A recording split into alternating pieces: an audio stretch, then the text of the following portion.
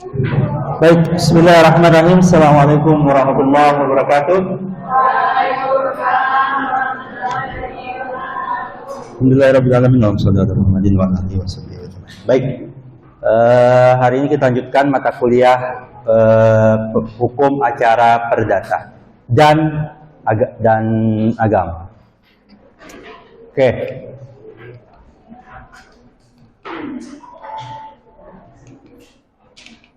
Kemarin kita sudah masuk di surat, ya. Sekarang kita akan lanjut ke saksi. Saya akan agak cepat karena di pertemuan hari Jumat ini sering tanggal merah, sering libur. Minggu depan libur lagi. Kemarin libur, minggu depan libur lagi. Tapi jadi saya kayaknya di bulan puasa kemarin ada libur juga, di sebelumnya ada libur juga. Jadi saya harus ada beberapa PR materi. Jadi nanti di presensi akan kita fullkan. Pertemuan terakhirnya tuh ada di akhir semester, di akhir Mei besok. Akhir Mei sudah terakhir, sehingga pekan depan itu hitungannya cuti bersama. Tapi karena saya punya PR beberapa materi yang karena sering libur, jadi kita akan adakan kelas sedikit pengganti, kelas Zoom di jam yang sama, tapi Zoom saja. Gitu. Jadi saudara sambil tiduran, sambil ngapain itu ya? Sambil pacaran sama pacarnya, ngapain kah itu? Nggak tahu saya. Ya gitu. Nanti kita akan adakan Zoom, gitu ya. Jadi deal-deal karena saya sudah hitung jadwalnya, ternyata saya harus terpotong 4-5 kali di hari Jumat. Bukan karena apa-apa, tapi karena tanggal merah. Oke. Saya akan lanjutkan secara cepat. Alat bukti selanjutnya adalah yang disebut sebagai saksi. Sepanjang saya bilang, di hukum acara pidana dan hukum acara perdata ada perbedaan. Di hukum acara pidana, saksi menjadi pokok utama. Sedangkan dalam hukum acara perdata yang jadi utamanya adalah surat.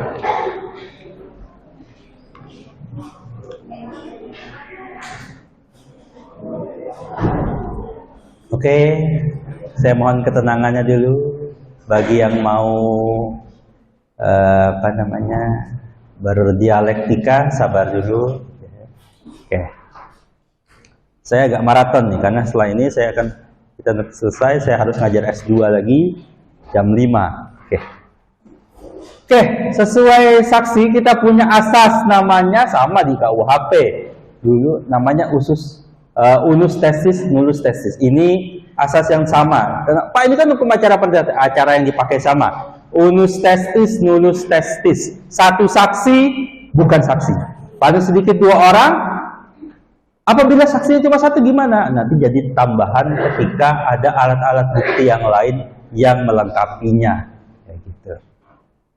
Bedanya sama di sini bahwa kalau akta otentik dia sempurna, dia sangat mengikat sekali. Sedangkan di sini dia lebih bebas. Itulah yang membuat saksi itu di bawah levelnya dari surat untuk hukum acara perdata.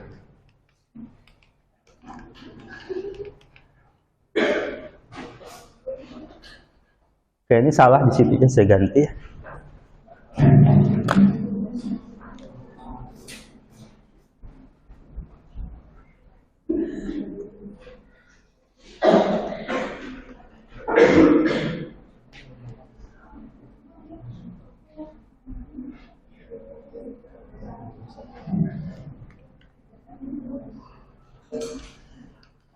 Oke, di sini namanya pengakuan. Beda sama hukum acara pidana, di hukum acara perdata diakui yang namanya pengakuan. Dalam hukum pidana, kalau tiba-tiba ada orang datang, Pak, saya kemarin maling, Pak. Polisi tidak akan bisa langsung terima karena keterangan terdakwa itu diletakkan di posisi paling terakhir. Dalam hukum acara pidana, pengakuan itu tidaklah menjadi hal yang penting karena seringnya maling tak pernah ngaku, pembunuhnya tak pernah ngaku. Bukan saya Pak, bukan saya Pak, bukan saya. Pasti dia akan bilang bukan saya. Sehingga dalam acara pidana pengakuan itu tidak penting. ya sekedar tambahan saja. Mau malingnya, mau terdakwanya ngaku atau tidak, itu tidak jadi soal. Sedangkan kalau dalam perdata, dia cukup dipentingkan, sehingga dia posisinya letakkan nomor 3. Maksudnya gimana Pak pengakuan itu? Ada 2 orang lagi, suami istri, ya. Dia datang mau bercerai. Pembuktian mereka suami istri itu cukup dengan pengakuan dulu. Sebentar, saudara kan harus memetakan pelan-pelan. Suami istri itu cukup dengan pengakuan. Suami istri yang diakui oleh negara plus tambahannya dia harus buat akta nikah, ya, pakai surat. Nanti ditambah lagi bisa dengan saksi-saksian. Tapi pengakuan itu paling sering pengakuan ini adalah hutang piutang. Ya, seorang datang menagih hutang. Lu kan dulu pinjam 100. Ya.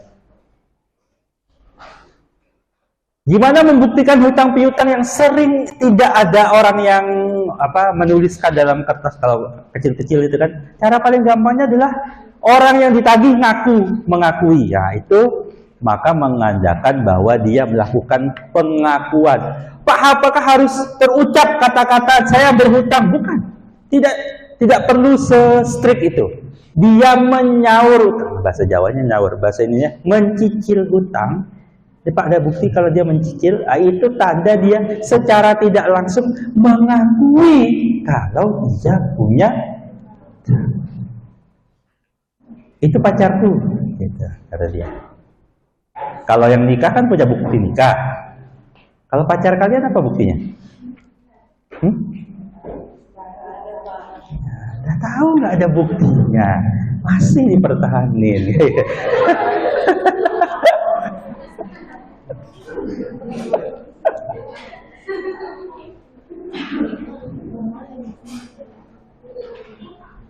Dalam perkara tertentu dia tidak membantah. Misalnya dalam gugatan disebutkan A, B, C, D. Maka seorang yang tergugat wajiblah membantah mana yang tidak sesuai menurut dia. Kalau didiamkan, bisa jadi masuk kategori dia mengakui hal itu ada. Makanya penting dalam perdata merinci poin-poin yang mana saja. Ya, dalam surat gugatan itu kan ada poin 1, 2, 3, 4, 5 di dalam fundamentum petendi, ya.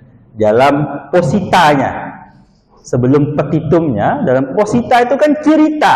Nah, cerita itu ada poin sampai 100 misalnya. Saudara sebagai tergugat misal atau sebagai lawyernya itu harus merinci mana dari 100 poin itu yang saudara akui, mana yang diingkari. Kalau saudara luput, bisa jadi menandakan bahwa saudara mengakui. Penggugat mengklaim saudara punya hutang 3 miliar ke dia. Lalu nanti cerita kalau saudara, poin 1-nya saudara punya hutang. Nanti di poin 3 diceritakan saudara tidak mau membayar. Saudara hanya komentar bahwa saya itu sudah bayar kok. Nah, saudara tidak komentari saudara punya utang atau tidak. Nah, itu berarti dianggap saudara mengakui bahwa saudara punya hutang. Atau rinciannya bisa begini. Oh, betul saya mengakui punya hutang, tapi nilainya tidak 3 miliar. Misalnya begitu. Bisa mengakui sebagiannya, tapi tidak mengakui sebagiannya. Penting dalam perdata merinci apa saja yang saudara akui dan apa saja yang saudara tidak akui. Betul Pak, dia itu pacar saya Pak, tapi saya punya pacar 5. Nah gitu. Misalnya situ aja merinci begitu.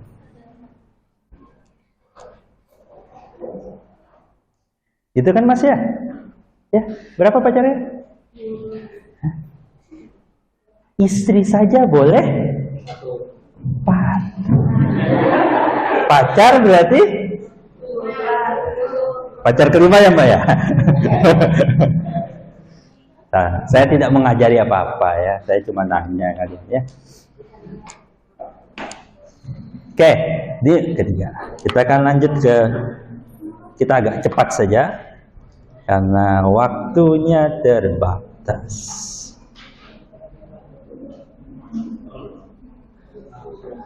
Oke, sampai kita pada alat bukti selanjutnya. Ada pertanyaan dulu? Tidak ada, Pak. Pokoknya nggak ada, Pak. Persangkaan dalam KUH Perdata, persangkaan menurut undang-undang adalah persangkaan berdasar satu ketentuan khusus undang-undang berkaitan dengan perbuatan atau peristiwa tertentu. Ada yang berdasarkan persangkaan menurut undang-undang, ada yang disangkakan dari fakta persidangan. Ini suatu hal yang berbeda, ya. Persangkaan menurut undang-undang, apa yang sudah ada di dalam menurut undang-undang lalu dijalankan, patut diduga sudah dijalankan sesuai ketentuan, kecuali dibantah, kecuali ada sesuatu hal yang tidak dijalani. Begitu juga persangkaan dari fakta persidangan. Tapi bedanya kalau yang persangkaan menurut undang-undang dia bisa berdiri sendiri, sama seperti alat bukti surat, kalau dia otentik dia bisa berdiri sendiri. Sedangkan fakta persidangan yang ditarik sehingga menjadi satu persangkaan, bebannya sama seperti akta di bawah tangan. Dia lebih bebas, tidak bisa berdiri sendiri, dia harus bertambah dan sebagainya. Saya akan ngebut saja. Lalu nanti selanjutnya ada alat bukti namanya sumpah. Pak, pacar saya itu sering sumpah, Pak. Itu ciri-ciri pacar yang suka bohong. Ya, makin sering orang itu bersumpah, itu tanda kalau dia suka bohong. Pengalaman ditipu ya, Mbak ya? Sudah sering dibohongi ya? Udah tahu mulut lelaki itu berbisa, masih juga dipercaya.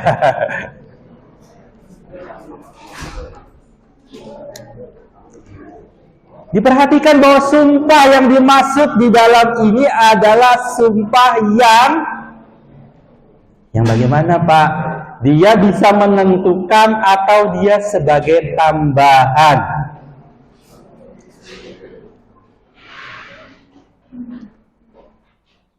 Kemarin saya sudah berikan gambaran bahwa alat bukti itu tidak bisa satu saja. Lalu bagaimana kalau alat buktinya cuma satu? Dalam perdata bisa ditambah dengan alat bukti sumpah. Tapi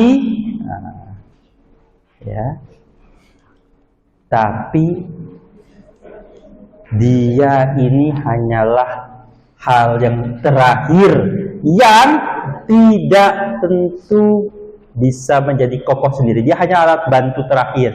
Contoh nanti saya akan berikan contoh lebih jelasnya ini ketika nanti ada salah satu varian dalam perceraian di pengadilan agama, namanya adalah saya agak lupa namanya. Dia si istri mengklaim kalau suaminya itu berzina, sehingga dia mau cerai dari suaminya dengan alasan berzina. Sedangkan dalam hukum Islam, berzina itu harus disaksikan oleh yang disebut terbukti berzina, itu harus disaksikan oleh 4 orang saksi laki-laki yang melihat langsung masuknya alat kelamin laki-laki ke dalam alat kelamin perempuan. Spesifik itu, lengkap. 4 laki-laki, ya, perempuan tidak bisa, cukup umur dia, dan melihat langsung. Mohon maaf, alat kelamin laki-laki itu masuk ke dalam alat kelamin perempuan. Pak, cuma main-main aja, Pak. Belum dikatakan kena pasal perzinahan. Ya. Kalian bisa bayangkan, ya. Ambil napas dulu, ambil napas. Saking ketatnya itu sehingga bisa jadi saksinya cuma 2 orang, Pak. Tidak terpenuhi. Tidak terpenuhi perzinahan. Sehingga nanti dalam hal-hal tertentu dia bisa ditambah oleh ini. Sumpah. Oke, saya alat bukti. Ini saya sudah berikan materi di open learning-nya ada, dan saudara saya juga lebih jelas sudah cukup saya kira penjelasan saya di video di situ. Saya hanya ingin menunjukkan kalau kita punya hal bagian materi tentang ini. Ada pertanyaan? Tentu tidak, Pak. Terus saja, Pak, sampai selesai. Oke. Ada satu alat bukti yang tidak disebutkan secara spesifik di dalam KUH Perdata, tidak juga saya masukkan di sini, tapi pada prakteknya dia termasuk jenis satu. Beberapa pakar menyebut dia sebagai alat bukti, pakar yang lain mengatakan dia salah satu jenis proses pemeriksaan. Namanya adalah pemeriksaan setempat, diskente. Ya, pemeriksaan setempat itu ngapain? Biasanya dilakukan terhadap perkara tanah. Paling sering terjadi itu perkara tanah. Ada Bambang mengklaim kalau tanahnya diambil oleh Suci. Ya. Mereka saling menggugat di pengadilan, saling berbantahan melalui berkas. Kata hakimnya, kami pengen lihat tanah yang kalian maksud itu yang mana sih? Kayak apa wujudnya? Bentuknya sekarang kayak apa? Kan dia hanya cerita, oh saya punya tanah di RT sekian, luasnya sekian, di atas tanah itu berdiri apa. Nah, hakimnya ingin lihat langsung apa saja yang ada di posisi tersebut. Apakah betul luas tanahnya sekian? Apakah betul diukur? Dipakai apa namanya? Meteran begitu, diukur apakah betul luasnya sekian, apakah betul di atasnya berdiri bangunan tertentu, apakah betul sesuai yang diceritakan oleh para pihak. Oh Pak, sebelah tanah sana berbatasan dengan Pak Paijo, bagian utara dia berbatasan dengan Pak Jumin, 6 perempuan.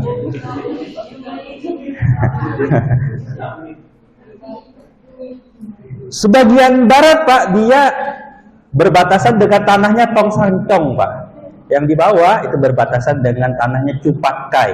Nah, kira-kira begitu.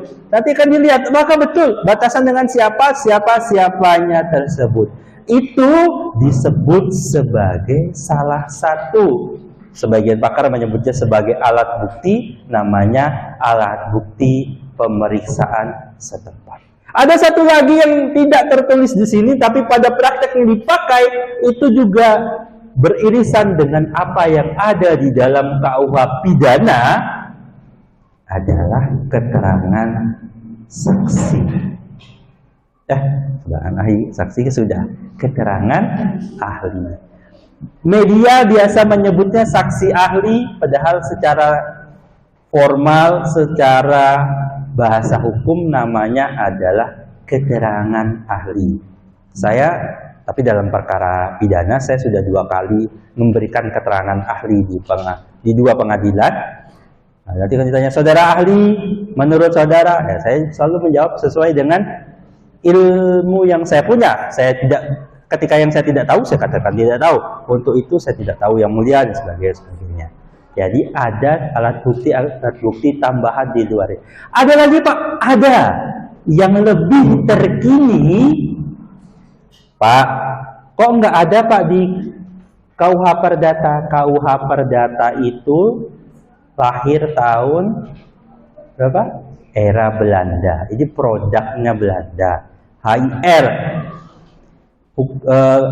sebagai hukum acaranya juga produk Belanda. Maka dia belum mencakup alat-alat bukti yang sifatnya baru berkembang di era modern. Salah satu yang paling baru adalah bukti elektronik. Ya, sekarang kan trennya apa-apa elektronik begitu ya. Paspor dia ada e-paspor, ada yang manual yang biasa, ada e-paspor. Nanti wacananya KTP itu tidak lagi dicetak begitu, tapi yang penting itu datanya itu bisa di-scan, semua jadi satu data di situ. Set muncul namanya Lucinta Luna, tapi kelaminnya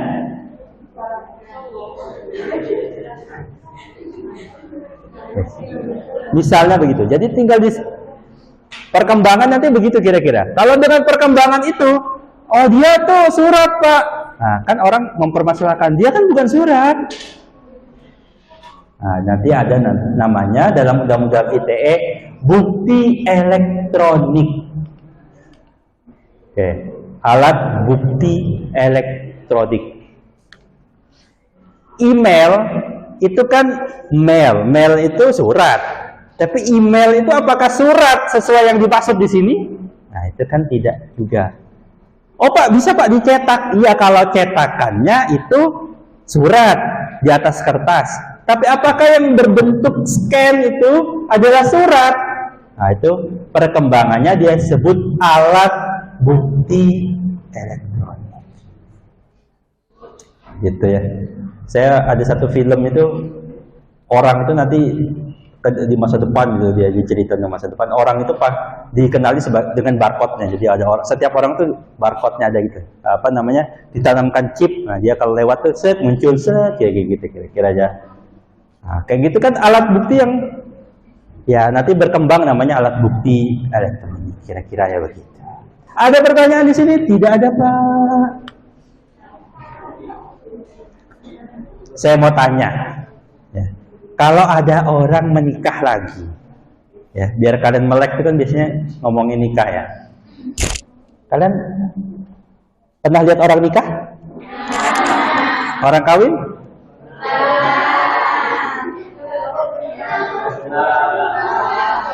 Anak hukum jawabannya pernah, karena nikah dan kawin. Terus perbuatan yang dilakukan di Oyo itu apa Pak? Hah? Istirahat.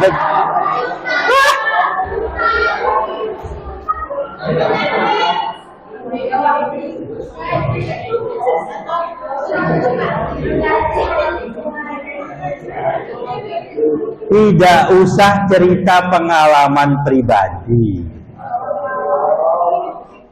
Ya.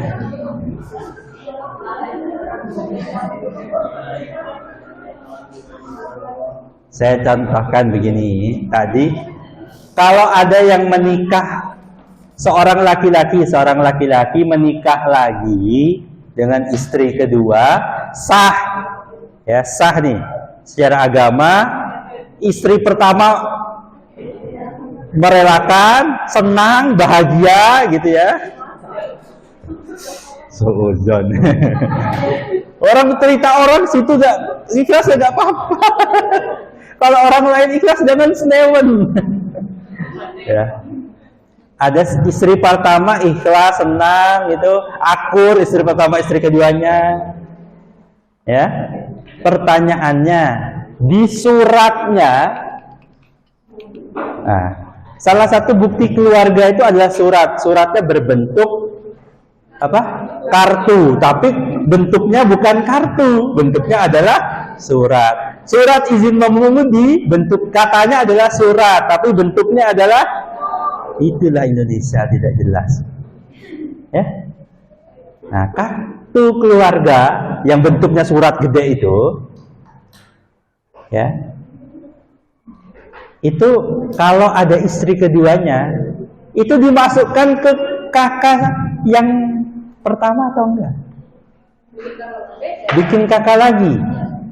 Nanti saudara googling bahwa seseorang itu hanya bisa berada dalam satu kartu keluarga. Nah, pertanyaan, suaminya nyantol di istri pertama atau di kakaknya istri kedua? Hah?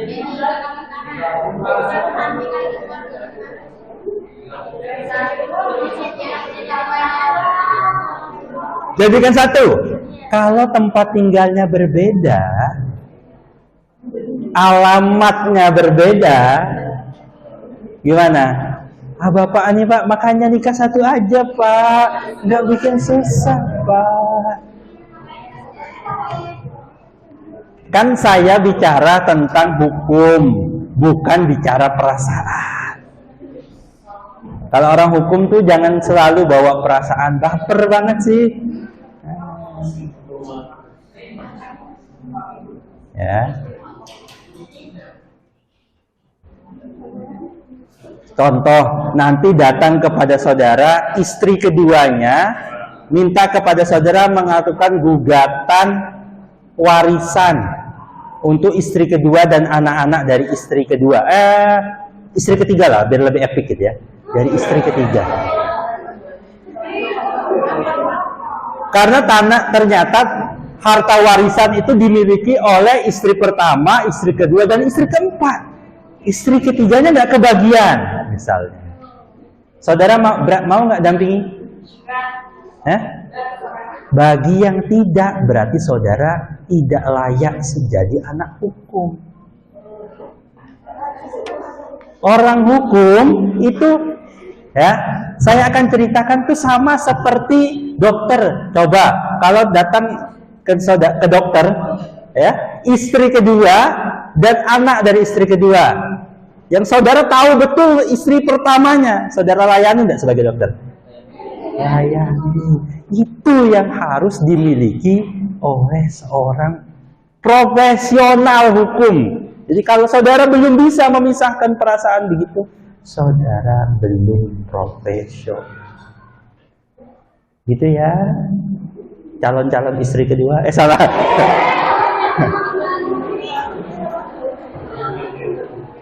Enggak kok, tenang. Karena jumlah laki-laki dan perempuan itu katanya sekarang seimbang. Ya.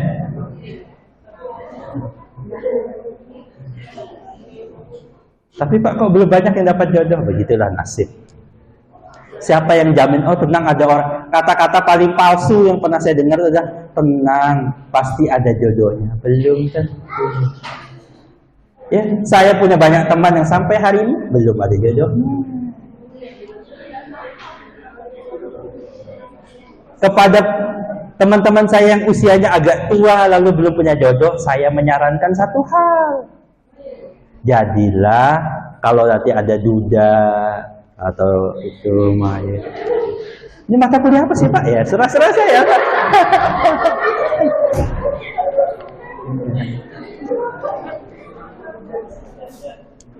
Saya cuma mengajarkan hal-hal itu, termasuk tadi ya profesionalitas. Karena saya sering temukan itu orang yang tidak profesional dalam dunia. Contoh, kalau datang kepada saudara seorang pemerkosa anak berusia 2 tahun diperkosa oleh laki-laki itu, saudara lawyernya, kalau saudara gebukin, nah berarti itu saudara bukan orang yang profesional. Termasuk kalau saudara adalah jaksanya, hakimnya, mendengar langsung berita itu langsung wah, memangnya orang kurang ajar.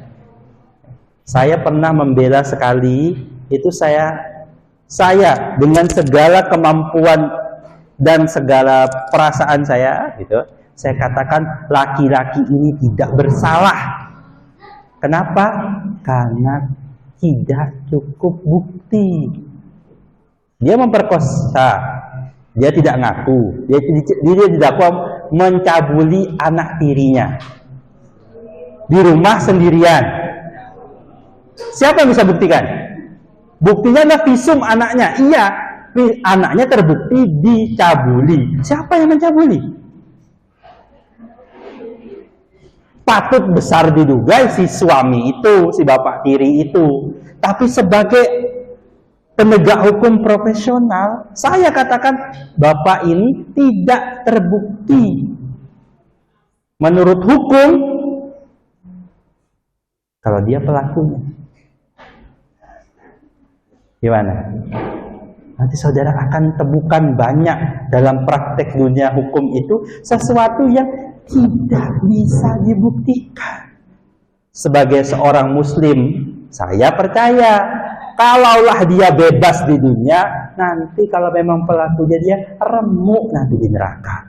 Jadi nyantai saja. Kalau di dunia dia lepas, ya lepas saja. Jangan karena perasaan baper, bapak kurang ajar banget itu.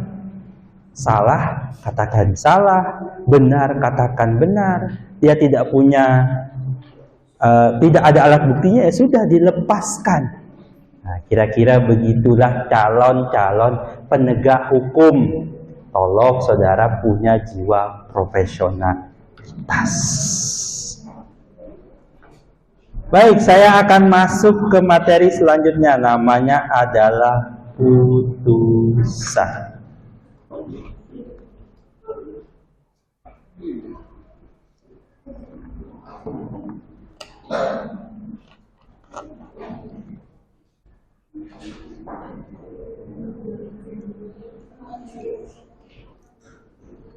Baik.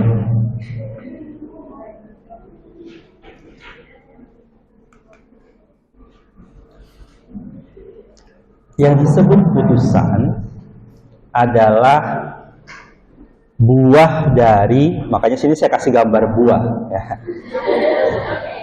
Dicari-cari aja alasannya. Dia adalah buah dari proses persidangan ini.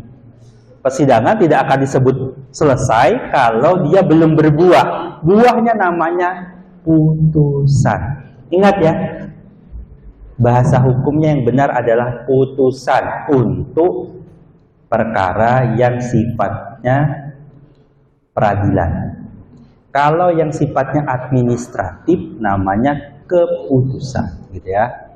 Jangan sana sering kalau di wartawan, oh hakim memberikan keputusan, nah gitu-gitu. Itu adalah hal yang secara legal tidak tepat. Pernyataan yang oleh hakim, ya. Siapa yang mengeluarkan putusan? Hakim. Ya, dia adalah pejabat negara yang berwenang untuk mengeluarkan putusan itu, diucapkan di persidangan. Maka yang benar putusan itu yang dibacakan di persidangan dan bertujuan untuk mengakhiri atau menyelesaikan satu perkara atau sengketa antara para pihak. Ya. Sifat putusan dia bisa tetap dan sementara. Tetap bagaimana? Apabila para pihak sudah menerima putusan dan tidak ada yang melakukan yang namanya upaya hukum. Maka nanti akan ada materi namanya upaya hukum. Kita sering dengar nama banding, kasasi, peninjauan kembali dan sebagainya itu namanya upaya hukum. Kalau masih ada upaya hukum, Pak, kan dia di level pertama, dia di pengadilan negeri. Kalau untuk perkara perdata umum, untuk perkara-perkara perdata yang khusus terkait agama Islam di pengadilan agama. Nah, kalau putusan tingkat pertama itu diucapkan hakim, dia sifatnya pada dasarnya sementara. Apabila dalam waktu 14 hari tidak ada upaya hukum, maka atau hari itu juga ketika dibacakan para pihak langsung menerima dan menandatangani bahwa perkara ini selesai, maka itu pada dasarnya sudah berkekuatan hukum tetap. Tapi apabila tidak terjadi, maka dia sifatnya sementara karena ada proses-proses yang kita sebut dengan nama upaya hukum.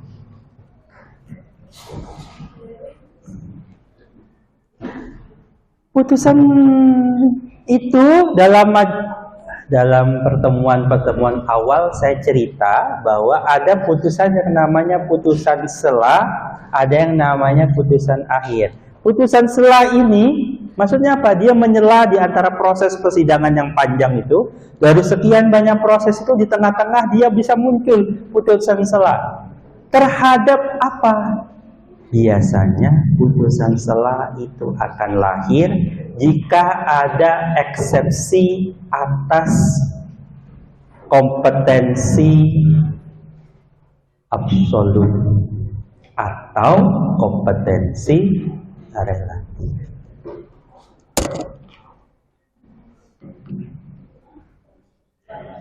Kalau tidak ada ini biasanya tidak harus ada, tapi putusan akhir selalu ada. Oke.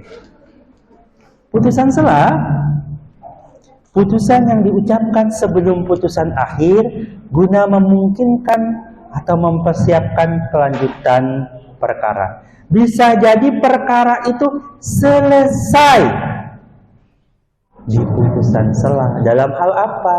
Dalam hal hakim menerima eksepsi berkaitan dengan kompetensi, lalu hakim menyatakan bahwa pengadilan negeri atau pengadilan agama dalam perkara perdata ya, tidak berwenang mengadili perkara tersebut.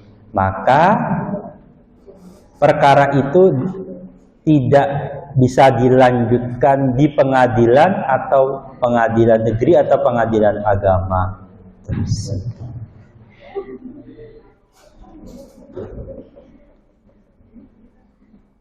Oke. Apa saja jenis putusan selah? Putusan selah akan terbagi menjadi 4. Di sini 3, tapi di bawahnya ada 1 lagi. Putusan selah yang pertama namanya putusan prea paratoir. Putusan selah yang mempersiapkan putusan akhir tanpa mempengaruhi putusan akhir. Perkaranya lanjut, dia hanya menyatakan hal-hal tertentu. Interlocutor, putusan di mana hakim memerintahkan, perkaranya lanjut, tapi salah satu pihak harus membuktikan sesuatu. Yang 3, perkara yang putusan selah yang sifatnya insidentil, putusan yang berhubungan dengan adanya insiden, yaitu peristiwa yang menghentikan prosedur peradilan biasa. Contohnya, saya pernah ngadain, saya pernah dalam satu perkara itu penggugatnya meninggal dunia. Gimana perkara kalau penggugat meninggal dunia? Gimana kalau perkara, ada orang nagih hutang kepada tergugat, ternyata di tengah persidangan, ya, bukan pas lagi sidang-sidang, bukannya, dalam proses persidangan yang sekian bulan itu, dia meninggal dunia. Klien saya pernah terjadi begitu. Gimana? Hah? Lepas? Dalam perkara yang saya itu adalah hutang piutang, maka dia tidak hangus perkaranya, tapi siapa yang berhak menuntut? Ahli warisnya, sehingga posisi dia digantikan ahli warisnya, sehingga dalam posisi itu saya membuat surat kuasa baru, bukan lagi pada surat kuasa orang yang meninggal itu, tapi saya surat kuasa diberikan oleh ahli warisnya. Jadi ahli waris yang memberikan kuasa kepada kami untuk melanjutkan perkara tersebut. Itu satu contohnya. Lalu yang keempat namanya provisional, putusan yang merupakan tindakan pendahuluan. Tindakan pendahuluan yang bersifat sementara guna kepentingan salah satu pihak sebelum dijatuhkan putusan akhir. Nah, ini nanti ada saya akan lebih banyak cerita nanti di pengadilan agama terkait cerai. Ya. Siapa yang mau cerai sini? Yakin kau akan nikah? Saya doakan menikah lancar ya. Mau jadi istri pertama, boleh. Satu-satunya. Amin. Kami semua hanya bisa mendoakan. Kalau Tuhan berkata lain, apalah daya.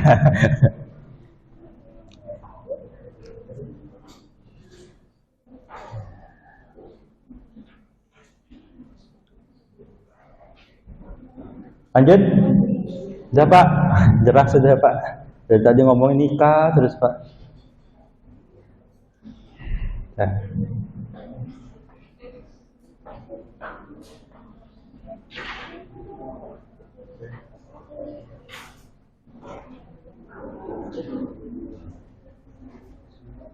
Baik, saya lanjutkan. Selanjutnya adalah putusan akhir.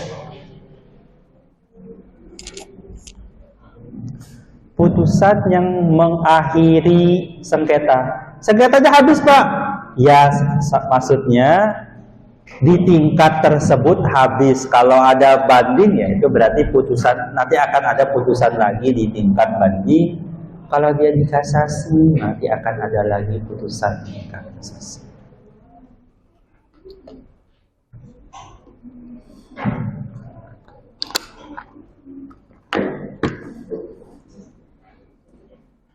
Ada yang pengen jadi hakim di sini? Gak ada. Kenapa kalian gak ada yang mau jadi hakim? Takut, Pak. Kenapa? Gajinya gede loh. Oh, takut akhirat, kayak kalian tuh kerjaannya bener aja.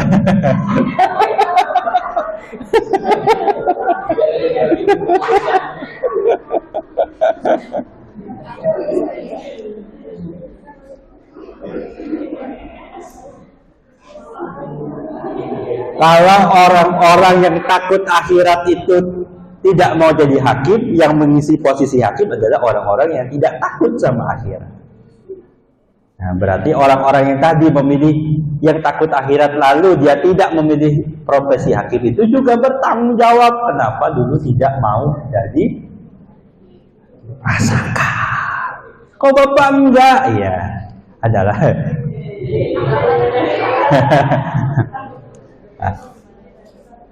alasannya saya bukan alasan itu tadi.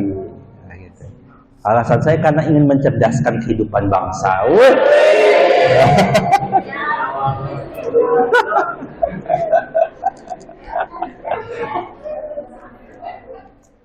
Apakah mahasiswa Bapak cerdas? Enggak juga.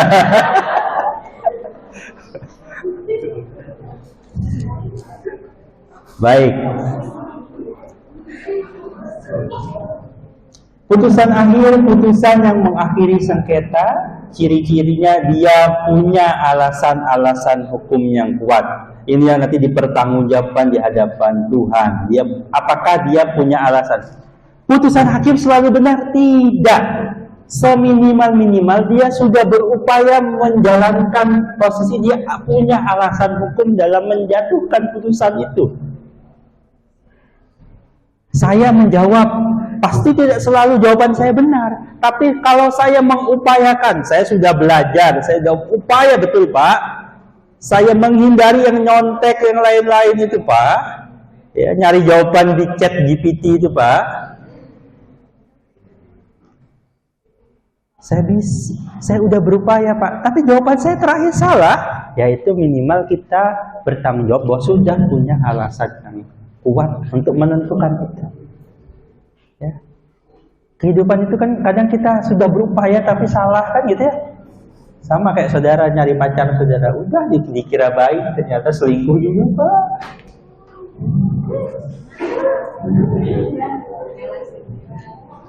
Tak kira cupu Pak, ternyata suhu.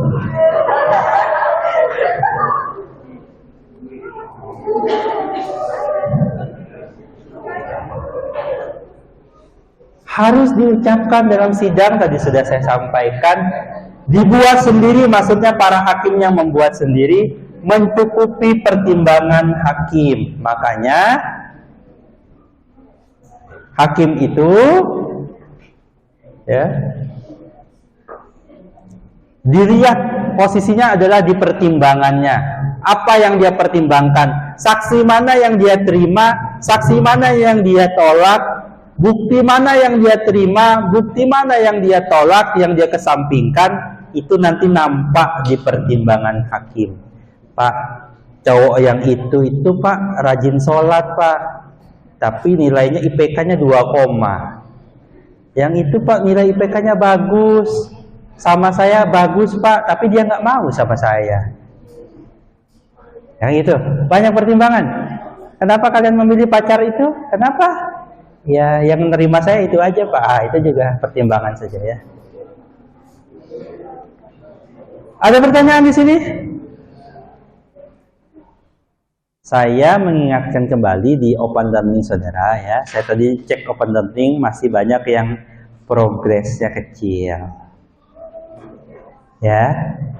Open Learning-nya akan saya buka sampai akhir bulan ini. Oke. Maka saudara punya kesempatan sekian hari lagi. Pertama untuk ngeklik gitu ya, walaupun nggak dibaca kan ya. Ngelihat videonya diklik aja terus ditarik sampai terakhir. Dikira saya nggak tahu. Hah?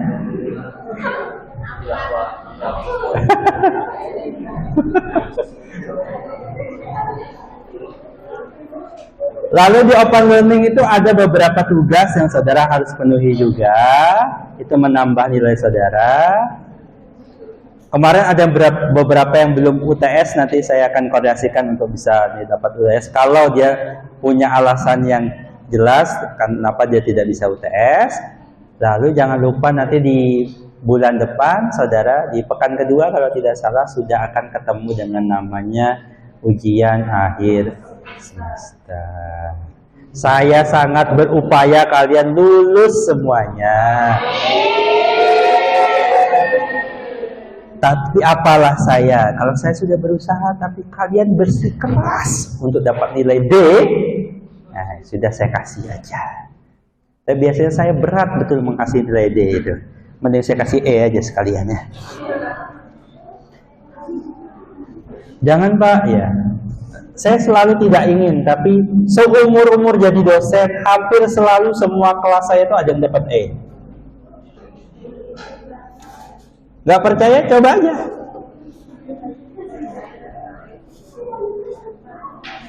Oke, macam putusan akhir ada beberapa, nanti ada. Saya persingkat saja karena waktu kita terbatas.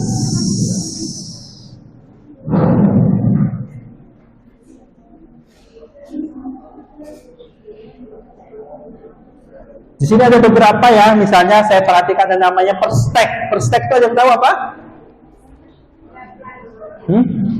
Ada yang tahu perstek itu apa?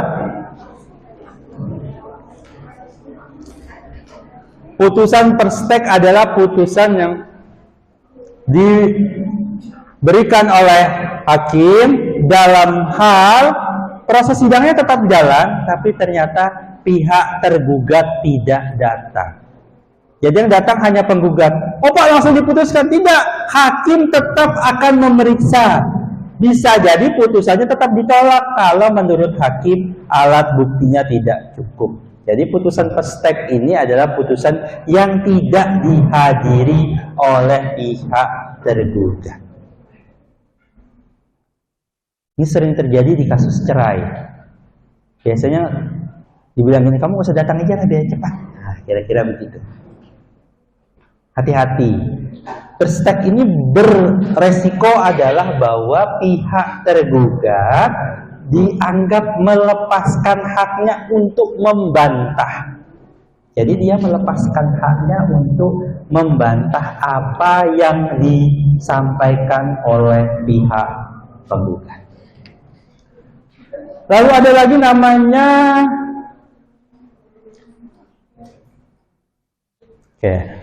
ada yang tahu Furbar Beach Porat ini? Bahasa apa itu Pak?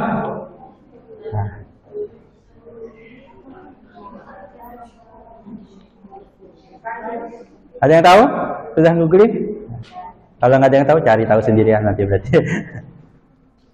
Oke, jenis perkara hakim itu bisa 3 ini. Apa itu putusannya? Bisa jadi menghukum. Tidak semua putusan hakim itu sifatnya menghukum. Bisa jadi dia menetapkan.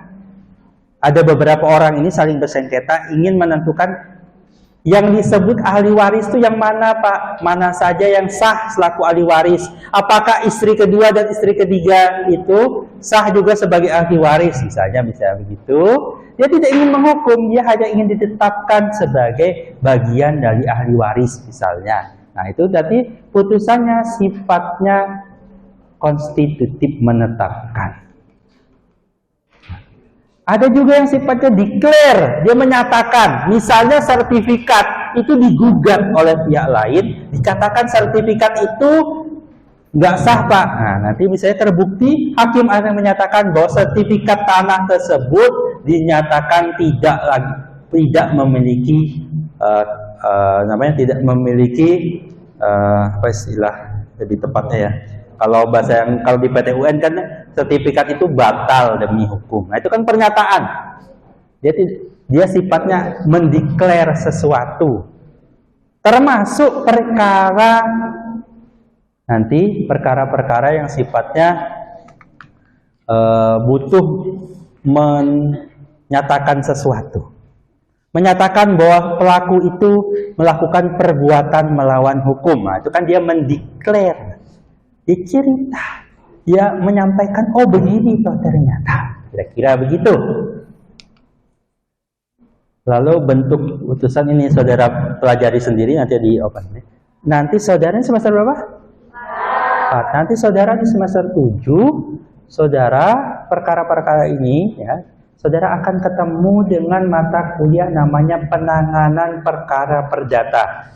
Sejak berdirinya kampus ini biasanya saya yang menangani, yang ngajar saya. Jadi kalau bosan ketemu saya, nasib kalian nanti semester 7 ketemu saya di mata kuliah ini. Untuk yang begini, kalau di mata kuliah ini kita akan cerita teorinya. Nanti di semester 7 saudara diminta membuat. Saudara nanti akan acting jadi penuntut penggugat, acting jadi yang tergugat, acting jadi hakim.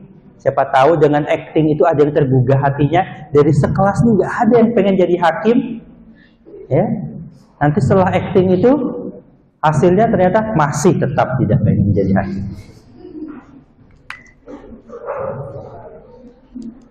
Oke.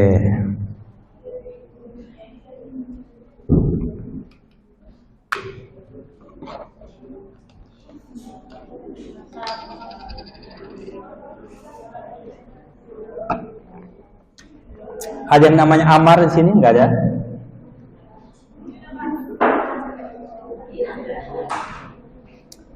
Amar diterima seluruhnya. Nanti salah satu bentuk isi putusan itu nanti adalah namanya diktum. Diktum adalah amar putusan. Amar putusan itu bisa menyatakan begini. Pertama, mengabulkan gugatan P. P itu biasanya adalah inisial untuk penggugat seluruhnya. Nah, bisa jadi gugatan itu diterima seluruhnya atau sebaliknya tidak diterima seluruhnya. Apakah selalu begitu, Pak?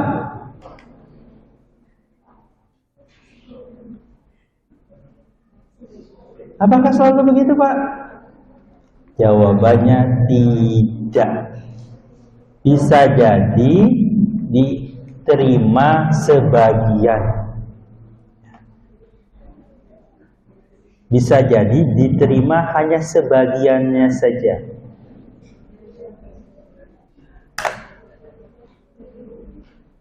Contoh, saudara mengajukan gugatan cerai dari suami saudara. Di dalam gugatan itu juga disebutkan dalam petitumnya, saudara juga minta harta gonogini sekian. Bisa jadi hakim mengabulkan perkara mengabulkan perceraiannya. Hakim mengatakan pernikahannya putus, tapi hakim menolak perkara gonogininya karena bisa jadi tidak terbukti dan sebagainya. Dalam perkara yang salah satu cerai artis yang lama gugatannya, maksudnya dia tingkat 1 udah diputus, dia banding, habis banding dia kasasi. Salah satu ceritanya itu adalah kasusnya si Dani dan Maya. Mereka itu diputuskan cerai, iya, hakim menerima, perceraiannya diterima, tapi tidak diterima seluruhnya. Ada perkara yang masih jadi sengketa. Apa itu? Hak asuh anak. Nah, waktu itu dipermasalahkan. Jadi anaknya itu siapa gitu ya? Punya ikut ke Dani apa ikut ke Maya. Makanya mereka banding itu, nggak terima, banding lagi kayak gitu. Cerainya sudah diterima, tapi dengan dia banding mereka belum bercerai karena dia banding lagi, putusannya belum final lagi. Nanti dia kasasi lagi, masih suami istri itu. Nah gitu ya. Jadi bisa jadi putusannya itu tidak diterima semua atau dikabulkan sebagian. Jadi pilihannya kira-kira begitu.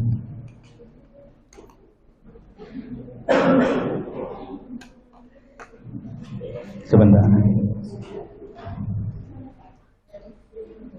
Ya.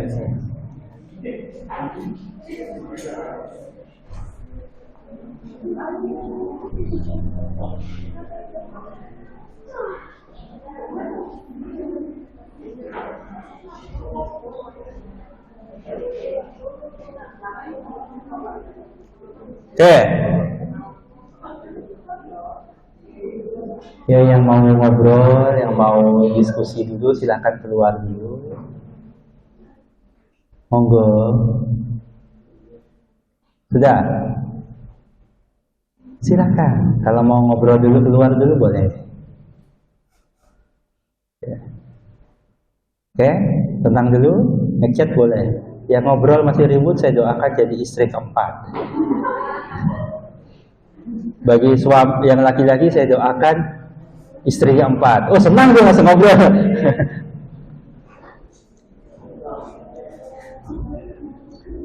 Baik. Ada tadi yang disebut with verbal bicara.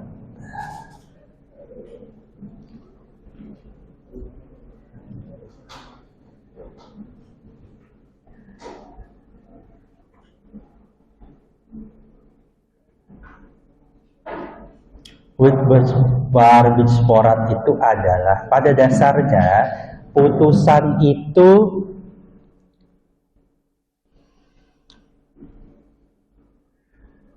prinsipnya putusan itu baru bisa dieksekusi kalau dia sudah ingkrah atau berkekuatan hukum tetap. Pak, dia masih banding, Pak. Dia masih kasasi, Pak. Maka putusannya belum bisa dilaksanakan. Kalau tadi suami istri mau cerai, lalu mereka banding, ya mereka secara hukum tetap suami istri, walaupun di putusan tingkat pertamanya dinyatakan bercerai, namun karena mereka banding, maka pernikahannya masihlah utuh. Tapi dalam perkara-perkara tertentu ada yang disebut with verbal bicara. Dia meminta perkara itu ada hal-hal yang dilaksanakan terlebih dahulu. Kira-kira begitu.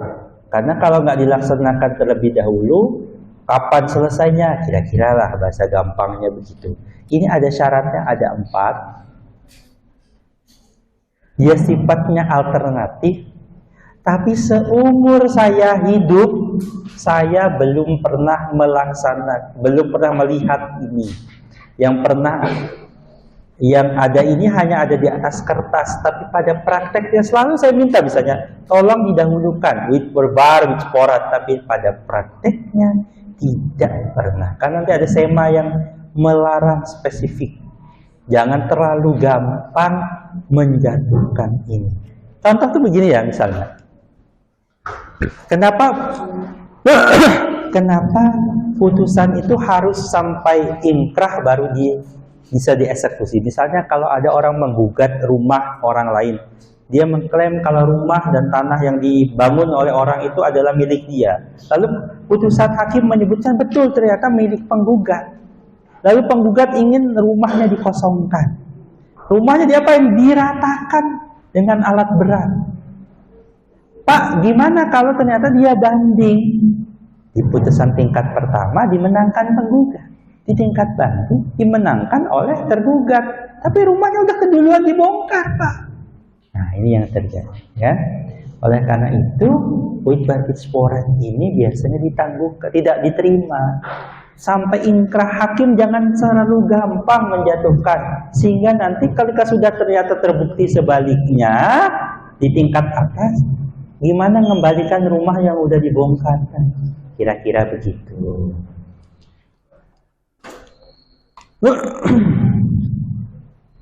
melarang putusan serta merta. Syaratnya, nih syarat menjatuhkan wit berbar pijporat itu harus sempurna, mengikat dan menentukan. Ada SEMA tahun 2000 yang melarang kecuali hal-hal berikut. Nah, ada 1, 2, 3. Pertama tentang akta autentik, yang kedua hutang piutang yang pasti, gugatan tentang sewa, lalu tentang gugatan yang terbatal, ini perkawinan, dan telah ingkrah.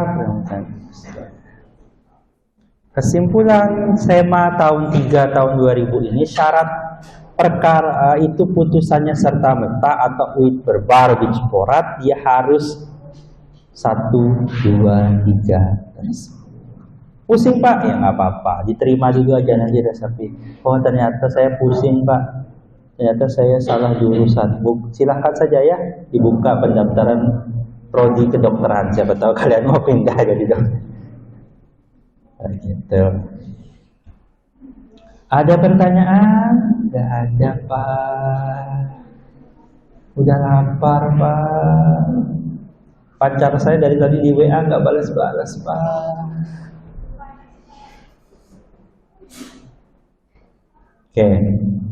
Saya pekan depan akan masuk, sekali lagi saya sampaikan ya, Zoom saja. Sekali lagi itu cuti bersama dan akan libur, tapi sepertinya akan libur, kecuali nanti universitas tidak mengumumkan libur ya. Kalau tidak libur ya kita masuk seperti biasa. Tapi kalau lihat tanggalan, kalender, tulisannya libur, cuti bersama. Nah, karena saya kebanyakan libur, bukan dari saya ya liburnya itu dari pemerintah. Nah, kita akan masuk di jam yang sama ya Zoom. Kira-kira begitu ya, saya minta kesediaannya. Baik, 16.15 saya berhenti di sini ya. Sesuai itu karena saya mau sholat dan nanti saya jam 5 harus ngajar lagi. Terima kasih atas kehadirannya. Saya ucapkan Assalamualaikum warahmatullahi wabarakatuh.